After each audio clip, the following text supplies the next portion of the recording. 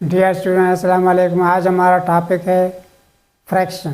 Fraction के दो main kind हैं, एक को हम कॉमन फ्रैक्शन कहते हैं, दूसरे को डेसिमल फ्रैक्शन। डेसिमल फ्रैक्शन के बारे में हम किसी और वीडियो में बात करेंगे। आज हम अपना डिस्कशन कॉमन फ्रैक्शन तक महदूद रखेंगे। तो let us define it. A part और portion of a whole is called fraction, यानी किसी क्वांटिटी को हिस्सों में बांटकर उसमें से कुछ हिस्से अगर सेलेक्ट कर दिए जाएं तो उसको हम फ्रैक्शन कहते हैं। मसलन ये हमारे पास फ्रैक्शन है 3/7 या 12/8 या 18/7। तो ये सारे हमारे पास फ्रैक्शन हैं, यानी कि नीचे वाले को हम कहते हैं डिनोमिनेटर और ऊपर जो रह जाता है डाउन वाला डिनोमिनेटर है, और जो रह जाते हैं ऊपर ये इनको हम न्यूमरेटर कहते हैं। ये न्यूमरेटर्स हैं और ये डिनोमिनेटर्स हैं। अब हम इसके टाइप्स की तरफ आते हैं। पहले नंबर पर आता है प्रॉपर फ्रैक्शन। प्रॉपर फ्रैक्शन में हमारे पास न्यूमरेटर डिनोमिनेटर से कम होता है, या दूसरे अल्फाज में डिनोमिनेटर न्यूमरेटर से ज़्यादा होता है। जैसे 3/7 ये हमारे पास प्रॉपर फ्रैक्शन है, क्योंकि डाउन वाला डिनोमिनेटर यानी कि न्यूमरेटर से ज़्यादा है। इसी तरह 12/17 ये हमारे पास प्रॉपर फ्रैक्शन है। इम्प्रॉपर फ्रैक्शन, इम्प्रॉपर फ्रैक्शन में हमारे पास आते हैं जैसे 7/2, इसमें न्यूमरेटर डिनोमिनेटर से ज़्यादा होता है। इसी तरह 12/7 इसमें भी न्यूमरेटर ज़्यादा है डिनोमिनेटर से। तो इस किस्म के फ्रैक्शन को हम इम्प्रॉपर फ्रैक्शन कहते हैं। फिर आते हैं मिक्स्ड वाले फ्रैक्शन। मिक्स्ड वाले फ्रैक्शन में हमारे पास एक होल नंबर होता है, जैसे 3 होल 1/2, इनके 3 कंप्लीट और फिर हाफ मिला के।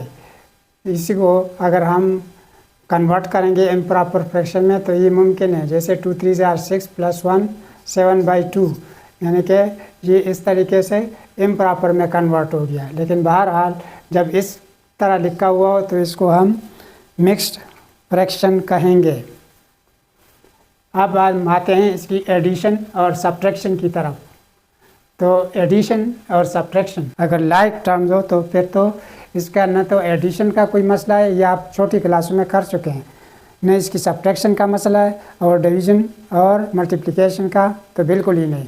और अगर हम अनलाइक वाले फ्रैक्शन ऐसे होते हैं जिसके डिनोमिनेटर डिफरेंट होते हैं, तो अनलाइक में अलबत्ता मसला पड़ता है वो भी सिर्फ एडिशन और सब्ट्रैक्शन में। उसका भी जो मल्टीप्लिकेशन और डिवीज़न है वो भी इसका सिंपल है, लेकिन सिर्फ और सिर्फ हमें एडिशन और सब्ट्रैक्शन में मसला पड़ता है। इस ज़मन में मैंने एक एग्जाम्पल के तौर पर एक क्वेश्चन किया है, तो यहाँ पर ज्योमेट्रिकली जो कि मैं आपको बाद में बताऊंगा, पहले हम अरिथमेटिकली इसको सॉल्व करते हैं। जैसे 5/12 + 3/18, इसको हम इस तरह नहीं लिख सकते कि 5 + 3 / 12 या 5 + 3 / 18। डिनोमिनेटर को पहले सेम करना है, इसको लाइक फ्रैक्शंस में कन्वर्ट करना है।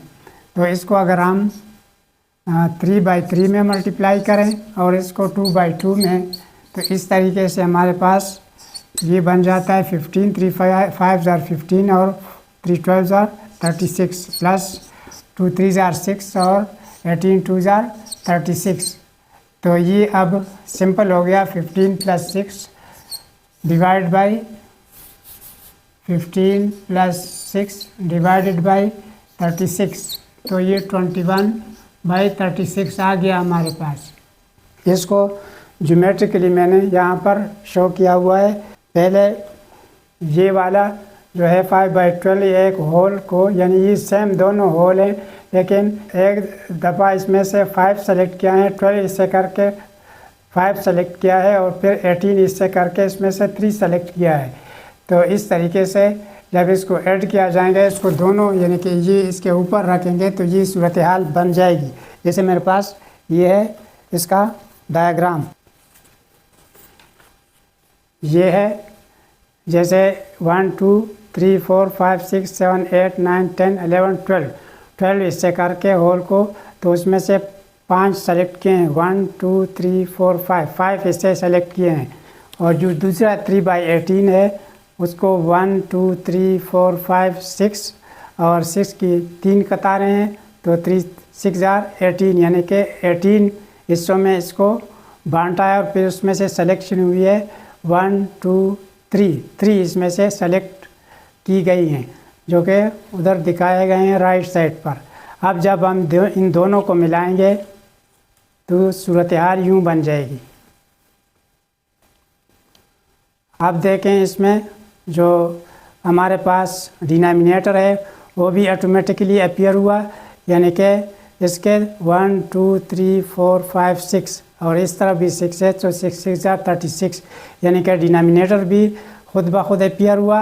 और जो इसका जवाब है यानी न्यूमरेटर में वो भी अगर हम गिन लेंगे इसको तो वो भी ज़ाहिर हो जाएगा। 1 2 3 4 5 6 7 8 9 10 11 12 13 14 15 16 17 18 19 20 21, तो ये 21/36।